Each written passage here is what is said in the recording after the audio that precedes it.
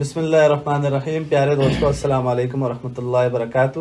وعلیکم السلام. اور ہمارے حاضرین جو ہیں ان کو بھی السلام علیکم. وعلیکم السلام. جی، جس طرح آپ سب بھائیوں کو پتہ ہے کہ آج کا موضوع ہمارا ہے قیامت کی چھوٹی نشانیاں، جس کو آج ہم اپنے پروگرام میں ڈسکس کریں گے. تو انشاءاللہ آج ہمارے ساتھ ہمیں جوائن کیا علامہ صاحب، جو کل بھی ہمارے ساتھ تھے، اور سر جی تھے، وہ بھی ہمارے ساتھ ہے. آج ہماری نئی شخصیت جو ہمیں جوائن کیے، جنہوں نے سید اویس صاحب گیلانی صاحب جو ہیں، ہمارے حافظ صاحب بھی ہیں ماشاءاللہ. تو انہوں نے آج ہمیں جوائن کیا ہے، اور عمار صاحب ہیں ہمارے، اور پاک پیر صاحب بھی ہیں. ہاں جی، میں ان کا کو ہوسٹ ہوں. ہم دو آپس میں ایک ہوسٹ ہیں، اور دیکھتے ہیں علامہ صاحب بھی انشاءاللہ آج ہمیں کچھ چیزیں بتائیں گے. ساتھ قیامت کی نشانیوں کا موضوع ہے آج ہمارا جی، اور انشاءاللہ اس کی سیریز ہوگی، کیونکہ آج کی جو موضوع ہے وہ ہے قیامت کی چھوٹی نشانیاں. اور قیامت کی ماشاءاللہ نشانیاں ہی بہت ہیں. تو انشاءاللہ اگلی سیریز میں بڑی نشانوں کو کور کریں گے. ابھی چھوٹی نشانوں پہ بات سٹارٹ کرتے ہیں. بڑا انٹرسٹنگ ٹاپک ہے اور لوگ کرتے ہیں، اور لوگوں کو بڑا انٹرسٹ ہے اس چیز میں کہ قیامت کی نشانیاں ہو گئی، ساتھ میں دجال ہو گیا. ان چیزوں میں جس طرح میں نے آپ کو پہلے بھی عرض کی تھی، لوگوں کو بڑا انٹرسٹ ہے اس چیز میں. لوگ اور اس چیز میں نا بڑا انفارمیشن لوگ چاہتے ہیں کہ ہمیں انفارمیشن ملے اس حوالے سے. اور آج کل کا جو دور چل رہا ہے، اور اس دور کے اگر اس دور میں دیکھے جائیں تو کافی ایسے نشانے جو ہم پڑھتے ہیں جو ہمیں لگتا ہے کہ پوری ہو گئی ہیں. تو ان کے بارے میں ڈسکس کریں گے آج، اور ذرا پتہ کریں گے کہ کتنی نشانیاں پوری ہوئی ہیں، پوری ہو چکی ہیں، اور کون سے نشانیاں ابھی چل رہی ہیں پروسیس میں، اور کون سی نشانیاں ابھی پوری ہونی ہیں، باقی ہیں. جی، تو شروع کرتے ہیں علامہ صاحب کے ساتھ. علامہ صاحب سے. علامہ صاحب کیسے ہیں جی؟ خیریت سے ہیں؟ جی اللہ کا احسان ہے، الحمدللہ جناب. تو علامہ صاحب آج کا موضوع تو قیامت کی نشانیاں ہیں. تو ہم نے بولا کہ آپ ہمیں کچھ بتائیں کہ کون سی نشانیاں ہیں، جس طرح میں نے کہا کہ کون سی پوری ہو چکی ہیں، کون سی ابھی ان پروسیس ہیں، اور کون سی ایسی جو پوری ہونی ہیں، تاکہ ہماری ویورز کو ذرا نا سمجھ آ جائے کہ اچھا یار یہ تو نشانیاں تھی، اگر آج کے ہم لوگ دور میں دیکھیں یہ پوری ہو گئی ہیں، اور یہ ان پروسیس لگ رہی ہیں، اور پوری دنیا کو مطلب کہ جو نوٹس کریں لوگ تو یہ چل رہا ہے پوری دنیا میں. اور کون سی ایسی نشانیاں جو پوری ہونی ہیں، تو اس حوالے سے آج ذرا بات کرتے ہیں. تو اس حوالے سے ذرا بتائیے گا. جی، اس اعتبار سے ہم ان تمام اشراط ساعت کو، علامات قیامت کو دو حصوں میں تقسیم اگر کرتے ہیں. کچھ وہ نشانیاں اور علامات ہیں جو پوری ہو چکی، اور کچھ وہ ہیں جو وقت کے ساتھ ساتھ جاری ہیں. اور تیسری ایک ایسی قسم بھی ہے جس پہ آپ گفتگو تقریباً آخر میں رکھیں گے، اور وہ ہیں علامات قیامت میں علامات کبریٰ، بہت بڑی بڑی نشانیاں، جس میں یاجوج ماجوج ہے، مسیح دجال ہے، حضرت عیسیٰ علیہ السلام کا نزول ہے، حضرت امام مہدی کا ظہور ہے، وغیرہ وغیرہ، دابۃ الارض ہے، اور مغرب سے سورج کا طلوع ہونا وغیرہ. یہ سارے کے سارے امور ہیں، یہ بالکل قرب قیامت میں ہوں گے.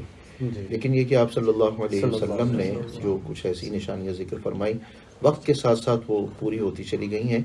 ان میں آپ صلی اللہ علیہ وسلم نے ارشاد فرمایا کہ میں اور قیامت بالکل اس طرح ہیں جیسے میرے ہاتھ کی یہ دو انگلیاں ہیں.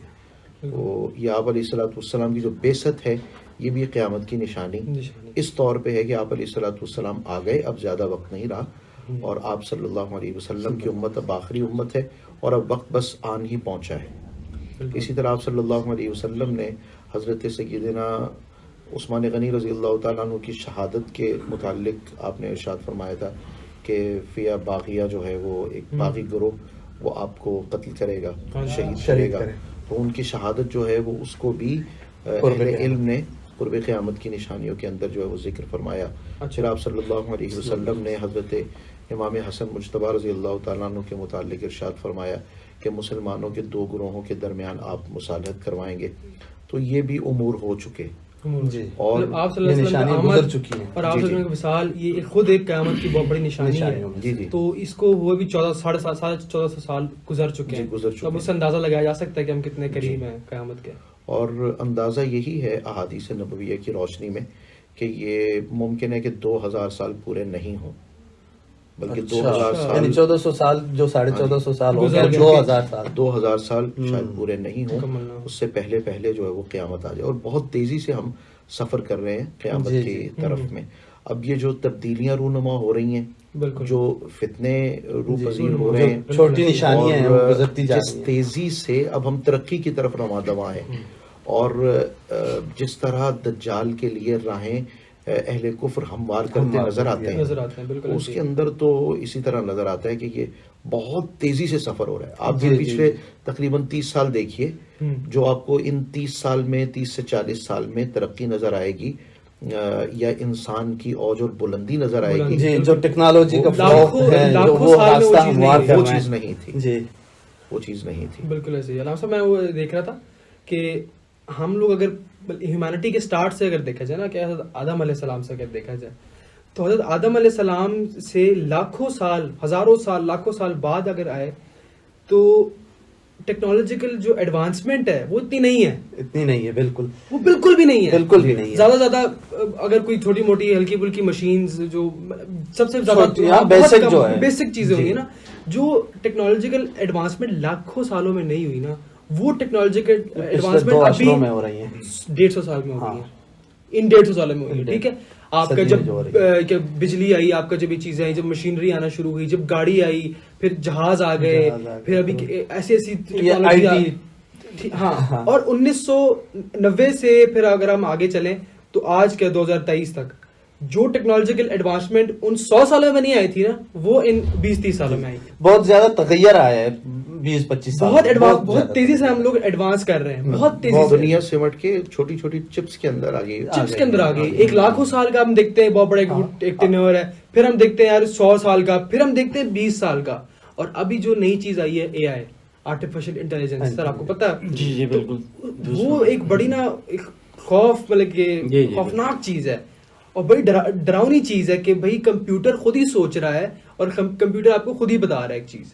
ٹھیک ہے، تو اگر ہم اس کو دیکھیں جس طرح فون آ گیا، پھر ابھی آپ ہم چھوٹے ہوتے تھے کہتے تھے ایسا دور آئے گا کہ آپ کی آواز، آپ کی تصویر، آپ کسی سے بات کریں گے آپ کی تصویر بھی آئے گی. تو ہم اس چیز پہ یقین ہی نہیں کیا کرتے تھے کیسے ہو سکتا ہے یہ، اور آج ہم خود دیکھ رہے ہیں 15-20 سالوں میں یہ کچھ ہوا ہے. جی بالکل درست فرمایا آپ نے. اور کہا جاتا ہے کہ مستقبل میں یہ انسانی کاوشوں کا متبادل ہوگا اور ریپلیس کر دے گا ہیومن ٹیکنالوجی، ہیومنس کو ریپلیس کر دے گا آرٹیفیشیل انٹیلیجنس بالکل ایسے ہی ہے. اور کمپیوٹر ٹیکنالوجی. اور ابھی جیسے آپ دیکھیں کہ ٹیسلا کی ایڈوانسمنٹس ہیں اپنی فیلڈ میں، اور ابھی جو یہاں تک انسان پلان کر رہا ہے کہ مارس میں کیسے کولونائز کیا جائے. 2030 میں پہلا مشن جائے گا مارس. جی جی بالکل. اتنی جلدی چیزیں بڑھ رہی ہیں. جس طرح علامہ صاحب نے فرمایا نا کہ دجال کے آنے کے لیے وہ جو راستے ہموار ہو رہے ہیں، تو یہ وہ ٹیکنالوجی وہ راستے ہموار کر رہی ہے. جی بالکل بالکل. تو فرمائیں جی علامہ صاحب کہ وہ چھوٹی نشانیاں جو پوری ہو چکی ہیں تو ان میں مزید کیا ہے؟ مجموعی طور پہ جب ہم دیکھتے ہیں نا ان نشانیوں کو، تو اس میں ہمیں اخلاقی گراوٹ بہت زیادہ نظر آتی ہے، جسے آپ صلی اللہ علیہ وسلم نے بیان فرمایا. اب آپ صلی اللہ علیہ وسلم نے یا حضرات انبیاء علیہ السلام نے کتنی تگ و دو کی انسان کے اخلاق کو سنوارنے کے لیے، اس کے کردار کو سنوارنے کے لیے اور اس کے رویے کو تشکیل دینے کے لیے. انہوں نے اتنی کوششیں کی اس کے اندر سے برائی نکل جائے، مفاد پرستی نکل جائے، خود غرضی نکل جائے، لالچ نکل جائے اور یہ دھوکہ دہی اس کے اندر سے نکل جائے. لیکن وہی چیزیں جو ہیں وہ مجموعی طور پہ جب قوم اختیار کر لے گی اور حضرات انبیاء علیہ السلام کی تعلیمات کو چھوڑ دے گی، تو یہ سمجھ لیجئے کہ مجموعی طور پہ جو اس کا خاکہ اگر آپ کے سامنے رکھا جائے نا، تو بڑی بڑی اخلاقی گراوٹیں جو ہیں وہ آپ صلی اللہ علیہ وسلم نے ان نشانیوں کے اندر بیان فرمائی ہیں. بالکل. اور سوشل میڈیا کے آنے کے بعد یہ جو اخلاقی گراوٹ کی بات علامہ صاحب کی، یہ بہت تیزی سے پھیل گئی ہے. جی وہی بات ہے کہ ہزاروں سال میں اس طرح کا نہیں ہوا جس طرح اب گھر بیٹھے بندہ جو ہے وہ ہزاروں لوگوں کو گالیاں دیتا ہے، ہزاروں لوگوں کو ہر حوالے سے مطلب کہ کامنٹس بھی کر سکتا ہے بندہ، ویڈیوز بھی دے سکتا ہے اپنی، اور ہر طرح کی اپنا میسج بہت دور تک ڈیلیور کر سکتا ہے. دور تک ڈیلیور کر سکتا ہے. پہلے گناہ بہت مشکل ہوتا تھا اور گناہ کو چھپانا بھی مشکل ہوتا تھا. اب تو گناہ کو چھپانے کی بھی ضرورت نہیں ہے، بلکہ لوگ بڑے فخری انداز میں بتا رہے ہوتے ہیں نا کہ ہم نے فلاں گناہ کیا ہے. گناہ کو گناہ سمجھتے نہیں ہے، احساس نہیں ہوتا. اب وہ جو ایک بندے کے اندر احساس ضیاء ہوتا ہے نا، وہ جاتا رہا. اور وہ اسلام کی جو رمق ہوتی ہے نا، ایک غیرت ہوتی ہے، حمیت ہوتی ہے، وہ اس کے اندر سے آہستہ آہستہ نکلتی چلی گئی. وہ جو بنی اسرائیل کا ہے میرا خیال اللہ صاحب اگر میں غلط نہیں ہوں تو دور میں جب کوئی زنا ہوتا تھا یا کوئی ایسا بدکاری یا کوئی ایسا گناہ ہوتا تھا تو دروازے پہ لکھ دیا جاتا تھا. ایسے ہی تھا علامہ صاحب، دروازے پہ لکھ دیا جاتا تھا کہ یہ گنہ گار ہے، چوکھٹ پہ لکھ دیا جاتا تھا. اور وہ ایک بہت بڑی ایک وہ تھی، ایک سزا تھی اور ایک عذاب تھا. اور آج کے زمانے میں سر اگر دیکھیں تو آج کل جو ہے بنا شادی کے بغیر جو لیونگ ریلیشن شپس میں لوگ رہ رہے ہیں اور کھلم کھلا وہ بتا رہے ہیں سب کو یار ہم لوگ جو ہیں وہ گناہ کرتے ہیں اور ہم اس چیز پہ دین کا کام کرنا مشکل ہو چکا ہے, گناہ آسان ہو چکا ہے. گناہ آسان ہو چکے. بالکل ایسے. بالکل آپ لوگوں نے درست فرمایا. اور یہاں میں کوٹ کرنا چاہوں گا, حضرت حذیفہ رضی اللہ تعالیٰ عنہ سے روایت ہے اور متفق علیہ ہے, قیامت کی جو 72 نشانیوں میں سے چند ایک تو ایسی ہیں جو کہ لگتا ہے پوری ہو چکی ہیں, اور جیسے علامہ صاحب نے فرمایا کچھ ابھی چل رہی ہیں. تو اس میں پہلی نشانی یہ ہے کہ نمازیں غارت ہو جائیں گی. مراد یہ ہے کہ لوگ نمازوں کی طرف رجحان لوگوں کا کم ہو جائے گا اور ہم یہ عبادات الہیہ کو اگنور کرنا شروع کر دیں گے. اور یہاں جیسے آبزرویشن میں ہے, کامن آبزرویشن میں ہے کہ ہم کس قدر اگر اپنی ہی پرسنالٹی کو دیکھیں تو ہم کس قدر نمازوں اور خشوع و خضوع بھی نہیں رہتا, خشوع و خضوع بھی نہیں رہے گا. تو نمازیں یہ پہلی نشانی ہے جو چھوٹی نشانی نماز میں کھڑے ہو کے دنیاوی باتیں یاد آتی ہیں, کاروبار کا حساب ہم نماز میں اللہ معاف کرے لگاتے ہیں. اور دوسری جو چھوٹی نشانیوں میں یہ بھی کہی جاتی ہے کہ امانت میں خیانت کی جائے گی, یعنی امانتوں میں خیانت کی جائے گی. یہ دوسری نشانیوں میں سے ہیں اور وہ بھی ہمارے معاشرے میں برملا کامن ہم اس کو آبزرو کر سکتے ہیں اپنے ارد گرد. اگر دیکھیں تو یہی ہم دیکھ رہے ہیں کامن ہے. اور سود عام ہو جائے گا, یہ بھی بڑی عام نشانیوں میں سے ہے. پہلے کیا ایسا تو تھا کہ لوگ کہتے تھے اچھا یار یہ بندہ نا بے ایمان ہے, بے ایمان ہے, یہ بے ایمان بندہ ہے, اس سے بچو. اب کہتے ہیں یار یہ بندہ ایماندار ہے, یہ تیز بندہ ہے. ٹھیک ہے, نہیں اب کہتے ہیں یہ بندہ ایماندار ہے. پہلے تو ایمانداروں کا ایک وہ زیادہ تھا, تو اس لیے بے ایمانوں کو ہم لوگ نا پوائنٹ آؤٹ کرتے تھے, یار یہ بندہ بے ایمان ہے, ایسا کام نہ کرنا چاہیے. اب بے ایمان اتنے زیادہ ہیں کہ ہم لوگ کہتے ہیں یار یہ بندہ ایماندار ہے. تو وہ الٹا ہم لوگ جا رہے ہیں اس لیڈر میں. ایک حدیث پاک میں الامانۃ مغنمن, مطلب امانت کو مال غنیمت سمجھا جا رہا ہوگا. جو ہمارے پاس امانت کون سی چیزیں ہیں, مطلب یہ اس کے اوپر بھی تو مطلب ڈیبیٹ ہونی چاہیے, اس کے اوپر بات ہونی چاہیے. امانت کون سی چیزیں ہیں, صرف یہی تو نہیں ہے کسی نے کوئی چیز آپ کے پاس رکھ دی ہے تو وہ آپ کے پاس امانت ہے. ایک شخص جو کسی کے پاس امپلائی ہے تو مالک مکان ہے اس کے پاس, یا آفس ہے اس کے پاس, یا جائیداد ہے اس کے پاس, فارم ہاؤس ہے اس کے پاس, اس کے جانور ہیں اس کے پاس, مال و دولت ہے اس کے پاس, جو بھی اس کے مالک کا ہے وہ اسی کا ہے.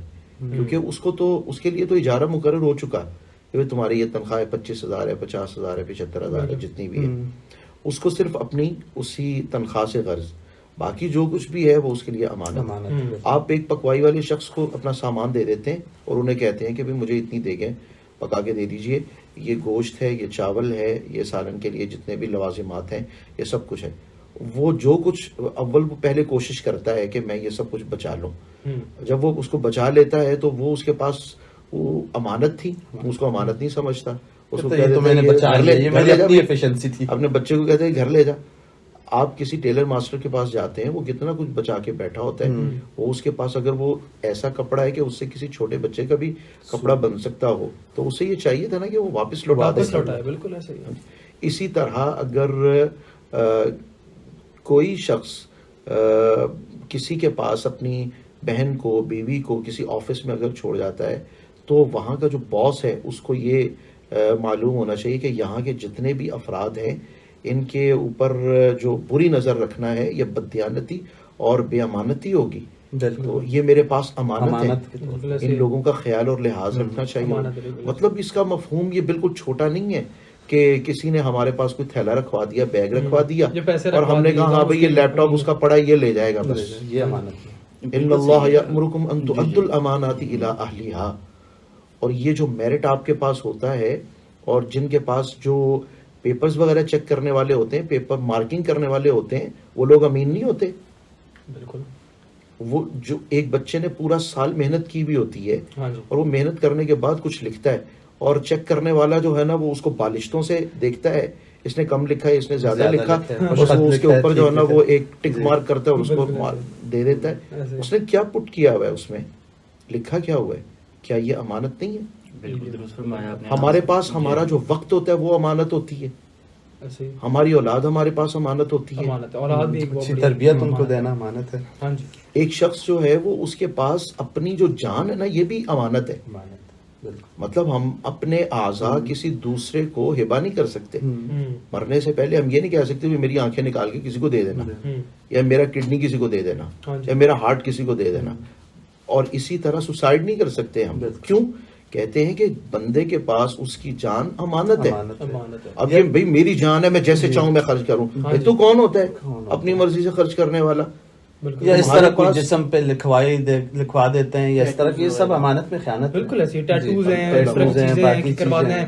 آج کل نا یہ بہت ایک وہ آیا ہوا کہ ہم لوگ ماڈرن ہیں، چھوٹے موٹے ٹیٹوز بنائے ہوتے ہیں ہاتھ میں، یہاں پہ بنا دیا یا کوئی یہاں پہ بگاڑ ہے. بالکل بالکل صحیح. چلیں اس کو اگر سوسائڈ تک لیا جائے نا، ہمارے معاشرے کے اندر جو اس طرح ہوتا ہے، اگر انسان کوشش کرے نا، جو ہمت ہار کے بیچارے اپنے بچوں کو بھی قتل کر دیتے ہیں، اپنی خواتین کو مار ڈالتے ہیں، خود زہر لے لیتے ہیں، یا اپنے آپ کو جو ہے وہ اس طرح ڈبو دیا یا سولی پہ چڑھ گئے، جس طرح بھی اپنے آپ کو انہوں نے ضائع کر دیا، یہ اس طرف قدم اٹھانے سے پہلے وہ اپنی قوت بازو کے اوپر وہ نکلتے. ہمارے ہاں اصل میں ہمارے معاشرے کے اندر نا یہ شعور نہیں دیا گیا کہ آپ نے معاشی طور پہ اپنے آپ کو مستحکم کیسے کرنا ہے، کیسے اپنے آپ کو سٹینڈ کرنا ہے. ہمیں ہنر نہیں دیا گیا، ہمیں چند ایک رسیدیں دے دی گئیں. ہاں بھئی تو ماسٹرز ہے، یہ تیرے پاس یہ رسید ہے، اور یہ رسیدیں جو ہے نا وہ بک رہی ہیں، اور یہ ہمارے ہاں میلہ لگا ہوا ہے. جبکہ شعور جو ہے وہ مارکیٹ کے اندر معدوم ہے، وہ نہیں نظر آتا. فقدان ہے بہت زیادہ فقدان. ابھی آپ نے امانت کی جو بات کی، اگر ہم لوگ صرف سوسائڈ تو جان کی بات ہو رہی نا کہ ہم نے جان کی وہ نہیں کرنی. اگر رام سے صاحب نشہ کرنا اور اپنے جسم کو مطلب کہ ایک آپ اذیت ہے نا، مس یوز کرنا یا مطلب کہ اپنے جسم کو اس جگہ استعمال نہ کرنا، وہ بھی تو ساری امانت میں خیانت ہی ہے نا. ایسا ہی ہے نا. بعض لوگ یہ سرجری جو کرواتے ہیں یہ بھی صحیح نہیں ہے. اس لحاظ سے دیکھا جائے، آپ کو اللہ پاک نے جو حسن جو چہرہ دیا ہوا ہے، آپ مرد ہو کے عورتوں والے طریقے اپناتے ہیں. ہاں جی. تو یہ سب چیزیں جان تو اللہ تعالیٰ کی امانت ہے. اور ایک اور اضافہ کرنا چاہوں گا، یہ جو قومی خزانے کی لوٹ مار ہے، یہ دیکھیں عوام کا پیسہ ہے اور عوام کی امانت ہے. یہ تو وہ خیانت ہے کسی ایک کے ساتھ نہیں، یہ پورے قوم کے ساتھ ہے. تو جی بسم اللہ. جی کک بیکس لیے جاتے ہیں اور کرپشن کی جاتی ہے، اور یہی وجہ ہے جس کی وجہ سے ملک روز بروز تنزلی کا شکار ہیں ہم. اور صرف ایک اسلامی حکم کو نہ ماننے سے، امانت میں خیانت ہونے کی وجہ سے آج ہم معاشی زبوں حالی کا بھی شکار ہیں، اخلاقی زبوں حالی کا بھی شکار ہیں. اور ہمارے عوام جو ہے وہ آٹے کی لائنوں میں لگے ہوئے ہیں، بیچارے وہ ڈیتھس ہو رہی ہیں لوگوں کی، 5 گھنٹے انتظار کر رہے ہیں، تسجیل ہو رہی ہے انسانیت کی. جی. اور یہ سب اسی وجہ سے ہے کہ اگر قوم کی امانت کا صحیح استعمال کیا جاتا تو یہ نوبت نہ آتی جہاں پہ آج ہم کھڑے ہیں، جس دوراہے پر آج کھڑے ہیں. حکمرانوں کو تو کہتے ہیں جو ہر کسی کو تو ہم نہیں دیکھ سکتے، جب حضرت عمر نے فرمایا کہ اگر وہاں پہ کتا بھی اگر مر جائے تو مجھے اللہ پوچھے. یہاں ایک تاریخی واقعہ، ہارون الرشید رحمۃ اللہ تعالی علیہ، جو بنو عباس کے ایک بہت ہی سرخیل ہیں اور بہت عظیم سلطان گزرے ہیں، وہ کہتے ہیں 1 سال یا 2 سال کے بعد وہ حج پہ جایا کرتے تھے. وہ کہتے ہیں کہ اگر عبید اللہ عمری نہ ہوتے نا تو میں ہر سال حج کو جاتا. مجھے ان کی باتوں سے ڈر لگتا ہے. وہ بہت بڑے صوفی بزرگ تھے. اچھا. ایک مرتبہ حج کے موقع پہ تھے سلطان ہارون الرشید رحمۃ اللہ علیہ، تو ملاقات ہوئی عبید اللہ عمری رحمۃ اللہ علیہ سے. تو کہنے لگے کہ مجھے کچھ نصیحت کیجیے.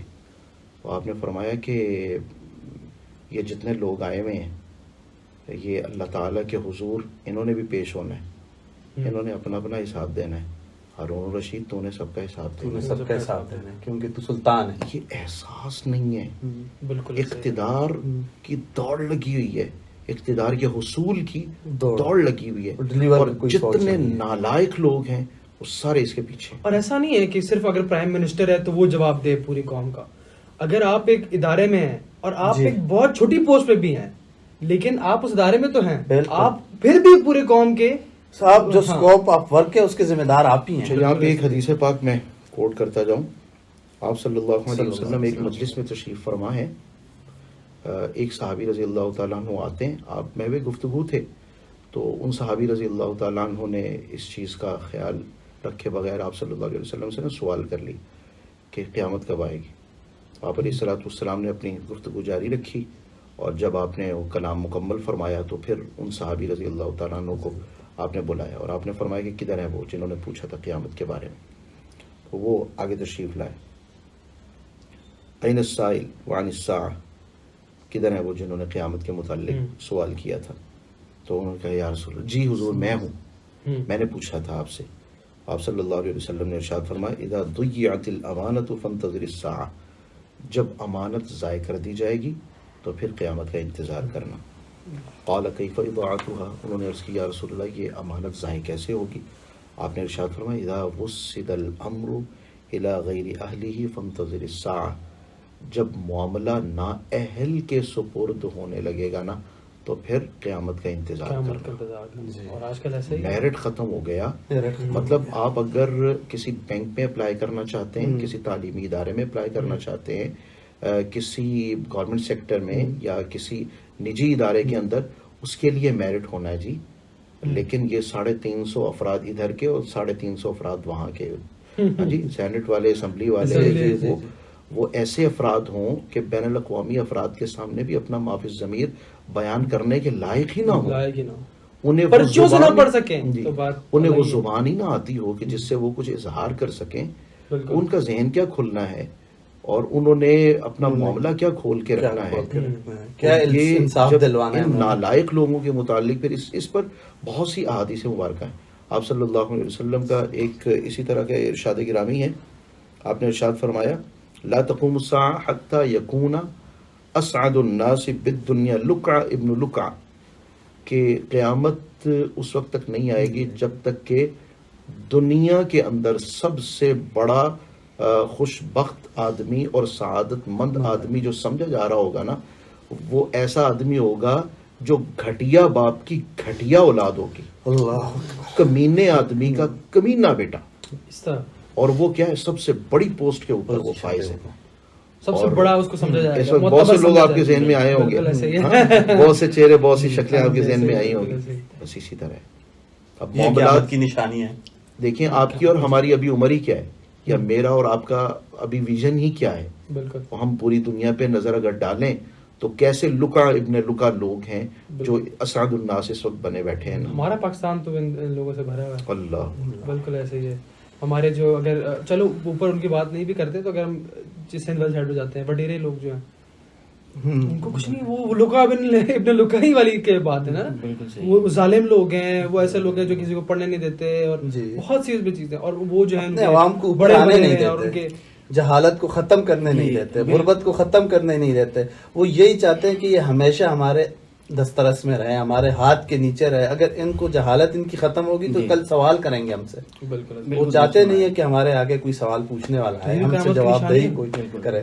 اور پوری نظر آ رہی جی, حضرت انس رضی اللہ تعالیٰ عنہ سے روایت ہے, یہ بھی متفق علیہ کی حدیث ہے کہ علم اٹھا لیا جائے گا. جی, یعنی علم اٹھ جائے گا, اور علم سے مراد یہاں دنیاوی علوم نہیں ہے بلکہ دینی علوم ہے. دنیاوی علوم آپ ڈگریز لیتے ہیں, ڈاکٹر بنتے ہیں, انجینئر بنتے ہیں, یا کمپیوٹر سافٹ ویئر انجینئرنگ کرتے ہیں, تو اس کی بجائے جو وہ علم جو ذہن کو وسعت دے, جو سوچ کو وسعت دے, وہ علم مراد ہے.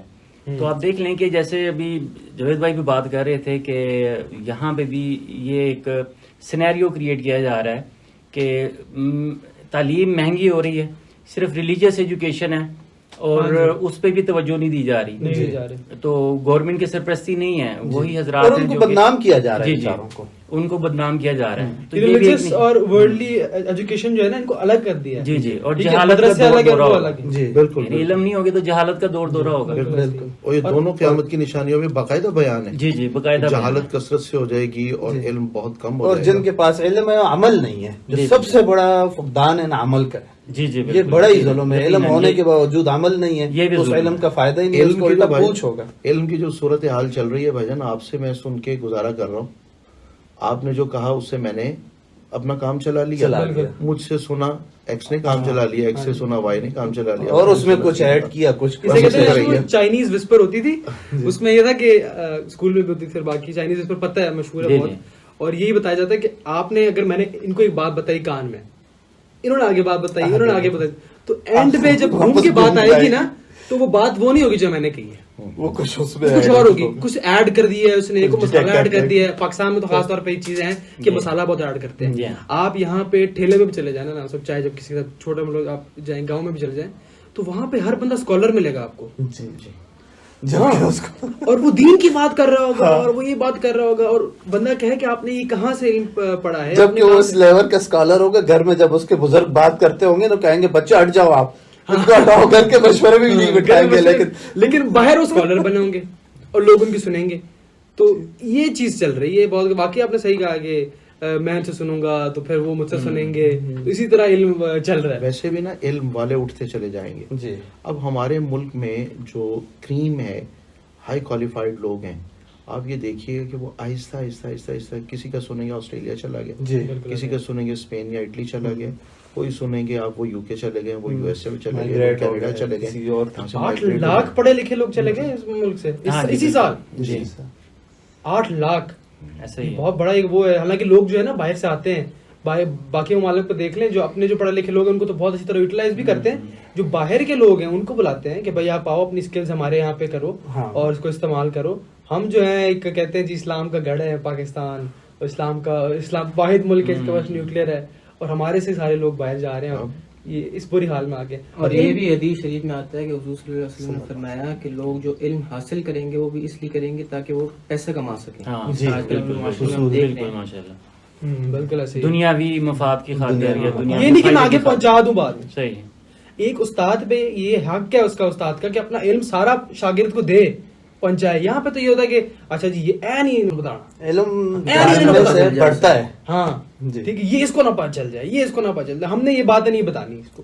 تو سر اسی طرح ہمارا ظلم ہے. علم ہمارے ہے. ایم فل اور پی ایچ ڈیز ہو رہی ہیں نا, ان میں اللہ ماشاء اللہ کسی کے ہاں کوئی تحقیق کا جذبہ ہوگا تو ہوگا شاید.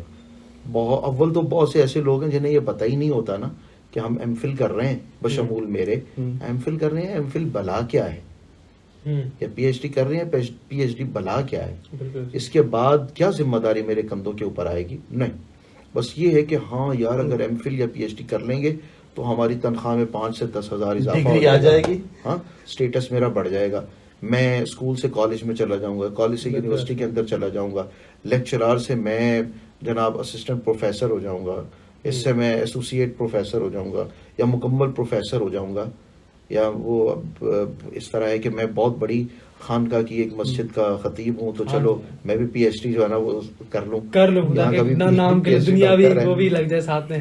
تو مطلب تحقیق کے لیے کچھ حاصل کرنے کے لیے ایسا نہیں ہے. ہاں بشمول میرے ہم لوگ صرف اور صرف دنیا کے حصول اور اسی کی خاطر نکلتے چلے جا رہے ہیں, بڑھتے چلے جا رہے ہیں. سو دائرہ اس علم کا نہایت ہی محدود ہے. جی وہ محمد حسین توسی کے متعلق ایک مرتبہ میں نے پڑھا تھا کہ وہ شام کے وقت میں اپنی کتابیں کھول لیا کرتے اور آدھی رات تک وہ اسی طرح نا وقت گزارتے, پڑھتے پڑھتے پڑھتے پڑھتے, اور جب وہ یکلق ذوق میں وہ اٹھ کھڑے ہوتے اور وہ کہتے ہو بادشاہ زادو ہے شہزادو, تمہیں وہ ذوق کہاں نصیب جو اس وقت اللہ اور اس کے رسول صلی اللہ علیہ وسلم سے متعلق علوم کے اندر یہ میں نے پایا ہے, جو علم میں حاصل کر رہا ہوں. حضرت سیدنا امام شافعی رحمۃ اللہ تعالیٰ علیہ جو تھے, آپ رحمۃ اللہ تعالیٰ علیہ کے پاس لکھنے کے لیے اپنا ذاتی قلم بھی موجود نہیں تھا, ایسا بھی وقت تھا, اور ان کے پاس وہ امپورٹ بھی نہیں تھا.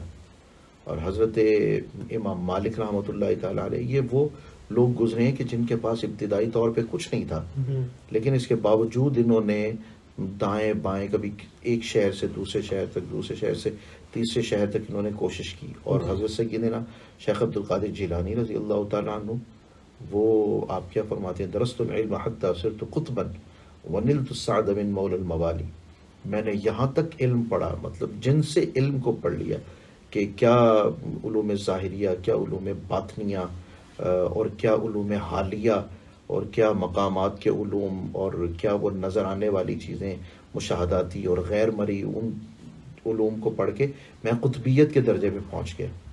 تو ہم میں ہے کوئی ایسا شخص جو قطبیت کے درجے پر نہیں ہے؟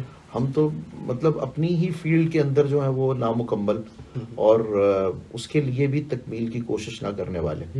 تو آہستہ آہستہ جو علم کی مضبوطی رکھنے والے جو لوگ ہیں, راسخین فی العلم میں, وہ آہستہ آہستہ اٹھتے چلے جائیں گے. آپ صلی اللہ علیہ وسلم نے یہ ارشاد بھی فرمایا نا, یا رسول اللہ علم کیسے اٹھے گا؟ تو آپ نے فرمایا کہ اہل علم اٹھتے چلے جائیں گے. تو اب جو صرف گوگل کے عالم جو ہے نا وہ رہ گئے، خواہ وہ دنیا کا علم رکھنے والا ہو یا دین کا علم رکھنے والا ہو. ہاں جی. اور جب وہ عید الاضحیٰ آتی ہے تو وہ منڈی کا بیوپاری ہو جاتا ہے. ہاں جی. میلاد شریف کا مہینہ آتا ہے تو وہ مستانہ حضور صلی اللہ علیہ وسلم کا دیوانہ ہو جاتا ہے.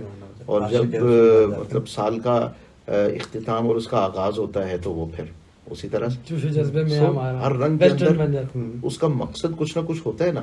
تو ایسے لوگوں کو باقاعدہ طور پہ مہروں کے طور پہ استعمال کیا جاتا ہے.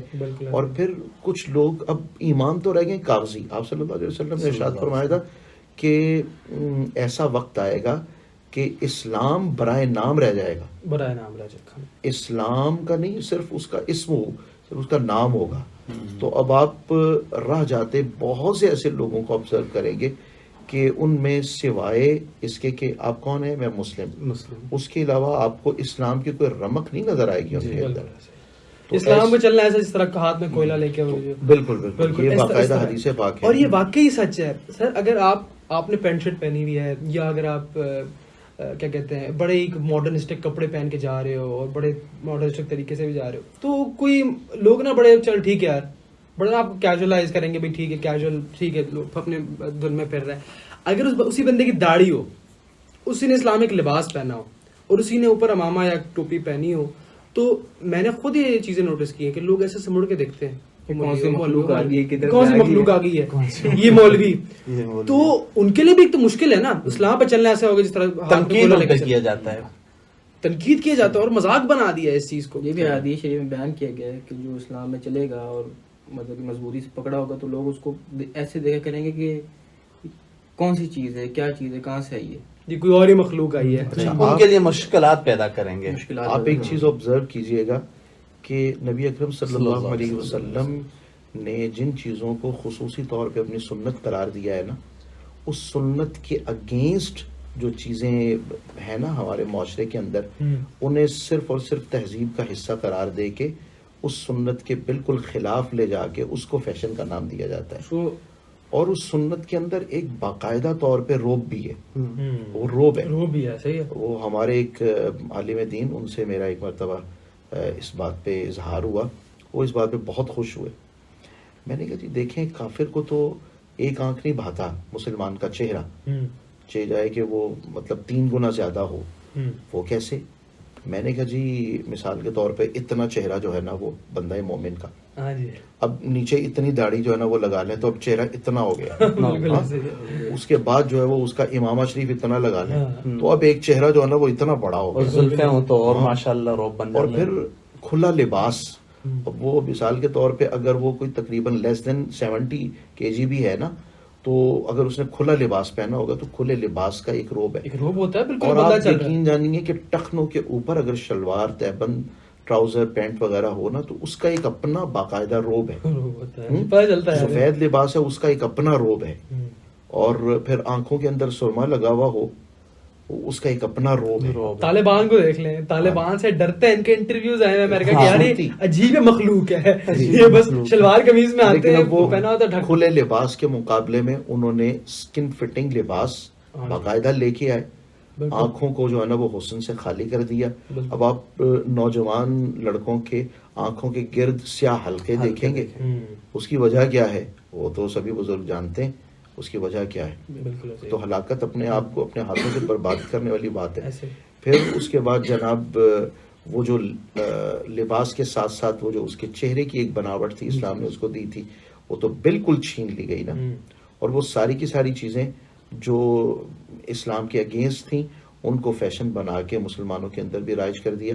اب چلیں ٹھیک ہے، یہ اپنا ایک کلچر کے اعتبار سے کسی کا اپنا لباس ہے، کسی کا کچھ کسی نے پسند کر لیا، کسی نے کچھ پسند کر لیا، لیکن یہ تو مجھے حق نہیں نہ پہنچتا کہ میں اگر کوئی اس رسم کو اور اس ریت کو، رواج کو اپنائے ہوئے ہو تو اس کو میں تانا دوں یا اس کو مطلب یہ کہوں کہ یہ قدامت پرست لوگ ہیں یا اس طرح کے لوگ ہیں.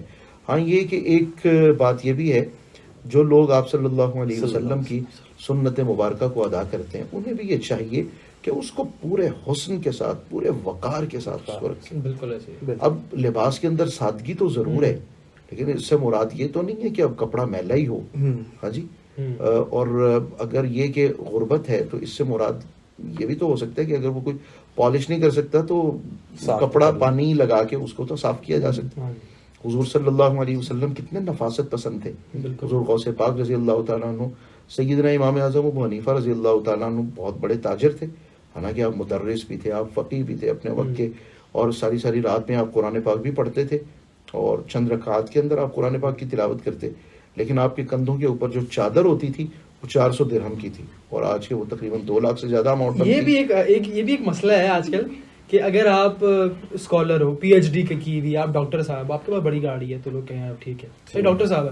اگر آپ کوئی علامہ صاحب ہو، آپ کے مفتی صاحب ہو اور آپ کے پاس کوئی گاڑی ہے، یار مفتی کے پاس گاڑی، مولوی کے پیسے کھائے، ٹھیک ہے، اور یہ کیا ہے لوگوں کی زکات کھا گئے، ٹھیک ہے. تو یہ بھی ایک بڑی چیز ہے. کیوں بھائی اس کے پاس نہیں ہو سکتی چیز ہے؟ لوگ چاہتے ہیں مولوی سائیکل میں گھوما کرے، لوگ چاہتے ہیں کہ مولوی سائیکل میں گھومائے، اور مولوی وہی چھوٹا نیچے والا طبقہ ہے نا وہی رہے، داڑھی والے ٹوپی والے جو لوگ ہیں نا وہ نیچے والے رہیں، اوپر نہ آئے. اوپر تو ہم ہیں، اوپر ایلیٹس ہم ہیں، ہم ویسٹرنز ہیں، اور یہ لوگ ہمارے اس میں مداخلت نہ کریں، ماڈرن ہیں. تو یہ چیز بھی بڑی ہے، یہ بھی بڑا ایک مسئلہ ہے. اچھا علامہ صاحب، یہ قیامت کی چھوٹی نشانیوں میں سے یہ بھی تھی کہ لونڈی اپنے آقا کو جنے گی، تو اس کی ذرا انٹرپریٹیشن کر دیجیے گا تاکہ ہم کو سمجھ آ جائے کہ اس نشانی سے کیا مراد ہے اور یہ کس طرف اشارہ کر رہی ہے. بہت سی اس کے اندر وضاحتیں ہیں، محدثین نے اس میں بہت سا حصہ لیا ہے.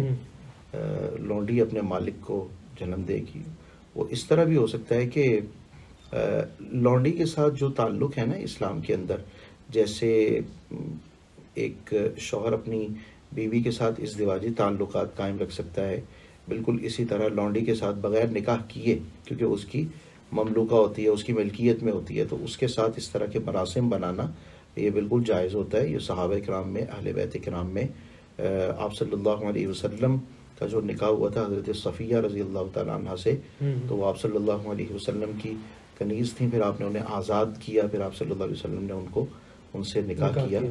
تو اس طرح کی جو صورتحال ہے، اگر ایسی کوئی پیدا ہو جاتی ہے کہ مالک اپنی کنیز اپنی لونڈی کے ساتھ، ہمارے ہاں جو خادمین اور خادمات ہوتی ہیں گھروں کے اندر جو سرونٹ ہوتے ہیں وہ اس میں قطعی طور پہ شمار نہیں ہے. یہ ایک باقاعدہ ٹرم ہے. اگر میرے خیال اس دور میں تو یہ ہے، کسی کو کنفیوژن ہو تو وہ اس کی وضاحت کسی بھی عالم دین سے لے لے یا تاریخ کی کتابیں پڑھ لے. تو جب وہ ان کے ساتھ مراسم بناتے ہیں تو اس سے جو ان کی اولاد ہوگی وہ چونکہ وہ اس کا باپ تو مطلب آزاد ہے نا، تو ایک تو مطلب یہ صورتحال ہوگی. اور دوسری جو صورتحال بہت سے محدثین نے ذکر فرمائی ہے وہ یہ ہے کہ والدین کے ساتھ سلوک اس طرح کا ہوگا، یعنی بد سلوکی اپنے اتنی انتہا پہ ہوگی کہ وہ اولاد جو ہے نا وہ مالک لگ رہی ہوگی، اور ان کے والد یا ان کی والدہ یوں محسوس ہو رہے ہوں گے کہ جیسے یہ ان کے لونڈی اور غلام ہیں. اور بھی اس پہ کچھ مزید اور یہ چیز تو واقعی نظر آتی ہے. قیامت کی نشانیوں میں سے ہے کہ اولاد جو اپنے والدین کا احترام نہیں کریں گی، والد کی نسبت دوستوں کو زیادہ فوقیت دے گی، دوستوں کو زیادہ سنے گی، والدین کو کم سنے گی، کم وقت دیں گی والدین کو. یہ بھی قیامت کی نشانیوں میں سے زیادہ وقت دیں گے، دوستوں کے ساتھ وفا، باپ کے ساتھ جفا، بیوی کے ساتھ تابع فرمانی، اطاعت گزاری. یہ باقاعدہ حدیث پاک ہے، ترمذی شریف کی حدیث پاک ہے کہ اپنی بیوی کی وہ فرما برداری کرے گا لیکن اپنی ماں کے ساتھ اس کی نافرمانی کرے. آج دیکھ لیں اولڈ ایج ہومز بھرے ہوئے ہیں، اور کہیں گے پاپا آپ سامنے مت آئے، میرے دوست آئے ہوئے ہیں، آپ کا لباس ٹھیک نہیں ہے یا آپ کی باتیں ماڈرن نہیں ہیں. شرم کھاتے ہیں اس چیز میں کہ شرمندگی محسوس اگر ان کے والدین کپڑے صحیح نہیں پہنے ہوئے یا کوئی اور چیزیں ماڈرن دور کے اصولوں پورا نہیں اترتے تو وہ اس چیز سے شرم کھاتے ہیں اور اپنے دوستوں سامنے نہیں آ سکتے. یہ آج کل ویسے بہت ہے. آپ نے پھر بھی بڑے ادب سے آپ سے بات بہت آگے، میں نے تو کچھ دیکھے ہیں تو تڑا ہیں آپ. بالکل یہ واضح نشانیوں میں بتایا گیا ہے کہ والدہ سے بدسلوکی ہوگی اور والد کی نافرمانی. بہت ہے آج کل سر, آپ کا بھی ایجوکیشن سے جی بہت کامن ہے, ہم اپنی سوسائٹی میں دیکھتے ہیں اور اس چیز سے کسی کو بھی انکار نہیں ہے. سب لوگوں کی آبزرویشن ہے, ہماری کامن سوسائٹی کا یہ ایک المیہ ہے اور ٹریجڈی ہے. ہمیں تو چاہیے کہ والدین کو اسپیشل ٹائم دیا جائے روز, ڈیلی بیس پہ, والدہ کو بھی والد صاحب کو بھی, کیونکہ وہ تو بڑھاپے میں چلے جاتے ہیں. ایگزیکٹلی. تو ان کو تو ٹائم چاہیے. والدین کبھی بھی اپنی اولاد کی برائی نہیں چاہتے, وہ بھلائی چاہتے ہیں ہر معاملے میں. ٹھیک ہے ان سے غلطی ہو سکتی ہے, لیکن اس کا مطلب یہ نہیں ہے کہ وہ اولاد کی بھلائی نہیں چاہتے. تو اگر والدین برا بھی کریں تو وہ تو والدین تب بھی والدین ہے نا. اگر والدین کافر بھی ہیں, ان کو کیا کہتے ہیں, مندر لے جاؤ نا, واپس سے لے کر آؤ. کافی عرصہ پہلے کی بات ہے, یہاں ہمارے لاہور میں ویلن روڈ پہ ایک چھوٹے سا ایک بیکرز کے مالک تھے. اچھا. ماشاءاللہ اللہ پاک نے انہیں بہت نوازا تھا. انہوں نے اپنی زوجہ کے وصال کے بعد نیا نکاح کر لیا, شادی کر لی. ان کے بیٹے بیٹیاں جوان تھے اور وہ ان کے فرائض سے سبکدوش ہو چکے تھے, ادا کر چکے ان کے فرائض, مطلب ان کی شادیاں وادیاں ہو چکی. جب ان کے بچوں کو پتہ چلا تو میرے والد گرامی بتاتے ہیں ان کے والد صاحب کے وصال کو بھی 12 سال ہو گئے ہیں, اور یہ میرا خیال ہے کہ اس سے بھی کوئی 15 سال پہلے کی بات ہے, آج سے 25-30 سال پہلے کی بات ہے جب میں نے سنی تھی. تو جوان بچوں نے اپنے باپ کو جوتیوں سے پیٹا کہ تو نے نکاح کیوں کیا, نکاح کیوں کیا. اسی طرح میری تھوڑی بہت نا کچھ لوگوں سے میل ملاقات میں پبلک ڈیلنگ ہے, اس میں بہت سی کئی مرتبہ ایسا ہوا متعدد بار کہ مائیں آ کے میرے سامنے رونے لگیں اور وہ بتاتی ہیں کہ مجھے میرے بیٹے نے پیٹا ہے, مارا ہے, اور انہوں نے وہ زخم دکھائے. بد سلوکی کا یہ تو حد ہے نا, یہ دے کے نکال دیا. علامہ صاحب کا یہ پوائنٹ کہ والد صاحب نے نکاح کیوں کیا ہے, عرب میں آج بھی یہ چیز ہے, اگر والدہ فوت ہو جائے تو وہ کیا کرتے ہیں کہ اپنے والد کے لیے, والدہ فوت ہونے کے بعد خود رشتہ تلاش کرتے ہیں والد کے لیے, اور اسی طرح اگر والد فوت ہو گئے تو اپنے والدہ کے لیے اس کی شادی کرواتے ہیں. صحیح. لیکن ہمارے معاشرے میں دیکھا جائے اگر ہم والدہ کو کہیں کہ تمہاری شادی کروا دوں تو بس کفر کا فتویٰ لگ جائے گا, بھائی کس نے تو والدہ کی شادی کروا دی, اور اسی طرح والد کا بھی, جبکہ ان کا حق ہے بنیادی. ہے آپ نے درست فرمایا. ہمارا معاشرتی المیہ یہ ہے کہ یہاں بیوہ کو مجرم سمجھا یہ جاتا ہے, ہندوانہ رسم و رواج. جی بالکل. اور اسی طرح مطلقہ کو بھی مجرم سمجھا جاتا ہے, کوئی ان سے نکاح کرنے کو تیار نہیں ہوتا. یہ بھی بہت بڑا المیہ ہے ہماری سوسائٹی کا. دوسری شادی کا بھی بہت بڑا نا ایک, یہ تو مجرم بن گیا خاص طور پہ عورتوں کی نظر سے. اللہ معاف کرے, والدہ فوت ہو گئی, والد بیچارے اچھے عمر میں, وہ گناہ کی طرف بلے جائے کوئی حرج نہیں ہے, لیکن سنت نبی کی ابھی آپ نا کچھ دیر پہلے ذکر کر رہے تھے کہ علم اٹھا لیا جائے گا اور جہالت عام ہو جائے گی. تو یہ بھی جہالت, یہ جہالت. اور پڑھے لکھے جاہل آپ کو نظر آئیں گے, وہ کہے گا میں بھی پڑھا لکھا ہوں, وہ اس کی جو بہو کہے گی وہ بھی میں بھی پڑھی لکھی ہوں, بیٹی بھی کہے گی پڑھی لکھی ہوں, میں داماد بھی کہے گا میں پڑھا لکھا ہوں, لیکن ان کے اندر اتنی سینس نہیں ہے جو اللہ تعالیٰ نے فرائض رکھے ہیں, جو جذبات ہیں ہمارے اندر, کچھ احساسات ہیں, اس کی بھی ایک پوری کی پوری دنیا ہے اور اس کی ایک حقیقت ہے. یہ پڑھے لکھے جائے, نفرت ہے, جذبات ہیں, کیفیات ہیں, احساسات ہیں, رجحانات ہیں, ان چیزوں کا بالکل کوئی لحاظ اور پاس نہیں ہے, بالکل کوئی خیال نہیں, سننے کو تیار نہیں ہے کوئی. ٹھیک ہے, وہ سمجھتا ہے کہ اچھا میں صحیح بات بھی کروں, میں ان کو حدیث بتا دوں, قرآن کا بتا دوں, وہ کہیں گے نہیں ٹھیک ہے, معاشرہ کیا کرے, ہمیں بھی پتہ ہے, لوگ کیا ہمیں بھی پتہ ہے, ہم جاہل تھوڑی ہیں, تم ٹھیکیدار ہو اسلام کے. ایک شخص جو ہے نا وہ اسی طرح میرا کوئی ہلکا پھلکا سا کوئی ایسا مسجد کے اندر نا کوئی ایسا ہوا کیا تھا, وہ یہ کہ فرض نماز ادا کر رہے تھے, تو فرض نماز کی ادائیگی میں نے تیسری اور چوتھی رکعت کے اندر سورہ فاتحہ شریف, ہمارے ہاں احناف کے نزدیک یہ ہے افضل یہ ہے کہ سورہ فاتحہ پڑھی جائے تیسری اور چوتھی رکعت میں, امام پڑھے یا کوئی بھی اگر اپنی فرض نماز ادا کر رہا ہو, افضل یہ ہے کہ سورہ فاتحہ پڑھے. اگر نہیں پڑھے تو وہ 3 مرتبہ سبحان اللہ کہہ دے, یا اس کی مقدار وہ کھڑا رہے, یا سورہ فاتحہ کی مقدار کھڑا بھی رہے خاموشی سے, تو وہ رکوع کر دے تو اس کا وہ قیام وہ اسی طرح شمار ہوتا ہے. اچھا میں نے یوں ہی کیا, میں نے 2-3 سیکنڈ کے لیے قیام کیا اور میں نے رکوع کیا. بس جب میں نے سلام پھیرا تو ایک شخص جو ہے وہ بوڑھا, وہ سال کے سال کا نمازی تھا نا, تو وہ وہاں, میں اس مسجد کے اندر خطیب تھا یہاں لاہور میں, اور اعتکاف میں تھا اتفاقاً. یہ غالباً بات ہے 26ویں شب کی, رمضان المبارک کی نا, اگلی رات جو تھی وہ 27ویں شب تھی. تو اس میں تو جناب اس نے یک لخت بہت بلند آواز سے, نماز نہیں ہوئی, یہ ہوا وہ ہوا فلان. اچھا وہ جناب لے دے بہت زیادہ ہو گئی. اچھا میں نے بالکل بھی اپنا ٹیمپر لوز نہیں کیا, بڑے آرام سے پیار سے میں انہیں یہی کہتا رہا میری بات سنیں. میں نے انہیں مصنف ابن ابی شیبہ کا حوالہ دیا. یہ حضرت امام بخاری رحمۃ اللہ تعالیٰ علیہ کے بھی اساتذہ میں سے ہیں, ان کی کتاب کے اندر باقاعدہ طور پہ اور احناف کی کتب کے اندر. وہ مجھے سمجھائے گا, میں کیمبرج یونیورسٹی سے پڑھا ہوں, میں کیمبرج یونیورسٹی کے اندر آپ یہ کچھ پڑھ کے آئے ہیں, احناف کے اقوال پڑھ کے آئے ہیں. آپ کو مصنف ابن ابی شیبہ کا نام بھی ہو سکتا ہے آپ نے فرسٹ ٹائم سنا. تو بس یہ ایک مطلب عجیب قسم کا خیوار ہے. حالانکہ علوم کی اتنی جہات ہیں, اگر صرف علوم اسلامیہ کو ہی آپ لینا, صرف علوم اسلامیہ, اس کی جہات اتنی زیادہ ہیں کہ مطلب شمار سے باہر نا. خاص طور پہ دنیاوی تعلیم یافتہ جو لوگ ہیں نا, یہ سمجھتے ہیں کہ اچھا ہم نے دنیاوی تعلیم حاصل کر لی, ہم لوگوں نے اس یونیورسٹی سے گریجویٹ کر گئے, ہم LSE سے گریجویٹ کر کے, ہم لم سے گریجویٹ کر کے, تو ہمیں سب چیزیں پتہ. وہ کچھ چیزیں آٹومیٹکلی جو آتی ہیں نا, اس میں ہم یہ دین کو بھی سمجھ لیتے ہیں. یہ آٹو چیز ہے جو آ جاتی ہے, سرٹیفکیٹ کے ساتھ ہمیں مل گئی ہے. ایک بندہ عابد ہے, جبکہ عابد کی پوری رات کی عبادت جو ہے عالم کی نیند کی بہتر ہے. عالم کی نیند بے شک, عابد الگ چیز ہے, عالم تو عالم ہے, اس کی نیند بہتر ہے عابد کی عبادت سے. لوگوں سے یہ بات ہضم بھی نہیں ہوتی کہ اتنے سال ہمیں یہ بات پتہ نہیں تھی نماز نہیں ہو سکتا ہے, وہ انا کا مسئلہ بنا دیتے ہیں. ہاں وہ بات ہے نا, انا کا مسئلہ بنانا, اس میں کھڑے ہو جاتے ہیں, کوئی بات نہیں سننی, بس کوئی اٹک 60-70 سال کا یا کوئی 50 سال کا کوئی بابا جس طرح آپ بتا رہے ہیں, ان کو کوئی بات بتا دیں, اچھا یار یہ بات ہے, وہ کہتے ہیں میں نے 50 اپنے جو سال گزارے ہیں وہ میں نے ضائع کیے, برباد کیے, ہم مجھے نہیں پتا, مجھے تو پتا ہے. اچھا اس ایج میں نا زیادہ بڑا یہ پختہ ہو جاتے ہیں, اور وہ کہتے ہیں یار ہماری یہ مائنڈ سیٹ ہے, ہماری یہی ہے, اور پھر اس سے ہٹتے بھی نہیں یار. یہ تو ایک تو یہ بھی المیہ ہے نا کہ لوگ سیکھیں. شیخ سعدی رضی اللہ تعالیٰ نے 60 سال کی عمر میں غالباً علامہ صاحب جنہوں نے یہ الف بے اور یہ جو پڑھنا شروع کیا قاعدہ, تو 60 سال کی عمر میں انہوں نے وہ پڑھنا شروع کیا, اور پھر شیخ سعدی بنے. تو یہ تو ٹیمپرامنٹ ہونا چاہیے سیکھنے کا. علم یکسر الجہل, جہالت زیادہ ہو جائے گی اور علم بالکل سمٹ کے رہ جائے گا, ختم ہو جائے گا, اٹھا لیا جائے گا. اور علم والا عالم بندہ جو ہے نا, بعض اوقات اللہ معاف کر, اس معاشرے کی بات کر رہا ہوں, ڈر کی وجہ سے سچ بیان بھی نہیں کرتا. یہ سب سے بڑا ظلم ہے کہ جو سچی بات ہے وہ آپ پہ فرض ہے بیان کرنا.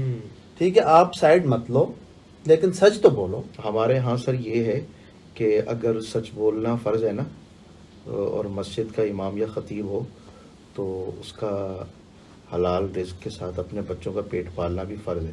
اگر وہ ایک فرض پورا کرے گا تو یہاں سے اس کی چھٹی کا پانی بند ہو جائے گا. تو بس یہ چیزیں جو ہے نا وہ بہت آڑے آتی ہیں. اسی وجہ سے نا ہمارے ہاں جہاں پہ مطلب علم کی جو بات ہے, وہ ایسے افراد کا اس کو ادا کرنا اور لوگوں تک پہنچانا زیادہ مؤثر اور مفید ہوتا ہے کہ جو فائنینشلی بھی مضبوط. حضرت امام اعظم ابو حنیفہ رضی اللہ تعالیٰ عنہ جیسے افراد, حضرت سیدنا بہاؤالدین زکریا ملتانی رحمۃ اللہ تعالیٰ علیہ جو تھے, وہ 1 سال کے اسباب اپنے شاگرد کو مہیا کرتے اور انہیں کہتے وہ دور جو فلاں جگہ ہے آپ وہاں پہ جائیں, وہاں پہ اپنا ڈیرا لگائیں, اور منڈی کے اندر آپ جا کے مارکیٹ میں جو بھی ہوگی وہاں پہ نا بازار, وہاں پہ آپ جا کے تجارت کیجئے اور اپنے آپ کو آپ مضبوط کریں. اور آپ نے ابلاغ نہیں کرنا, تبلیغ نہیں کرنی 1 سال تک. لوگ خود آپ کا یہ طریقہ کار دیکھ کے آپ کے قریب ہوں گے. پریکٹیکل کرنا ہے آپ نے. بالکل. تو انہوں نے فائنینشلی اپنے آپ کو مضبوط کیا. جب ایک حق بات کہنے والا فائنینشلی اس کو دیکھا جاتا ہے, اچھا یہ چنگچی میں سے اترا ہے, اچھا یہ کوسٹر میں سے نیچے اتر آیا ہے, اچھا یہ سائیکل پہ آئے ہیں, اچھا وہ ماشاءاللہ یار بڑی پرسنالٹی. لیکن جب وہ پتہ چلے اچھا وہ 70 ہے لیکن وہ بھی پرانی والی, تو اس کا معیار وہ ہم مطلب سٹیٹس وہی رکھتے ہیں نا, اس کی بات کی اہمیت وہ نہیں رہتی, اہمیت نہیں رہتی بات کی.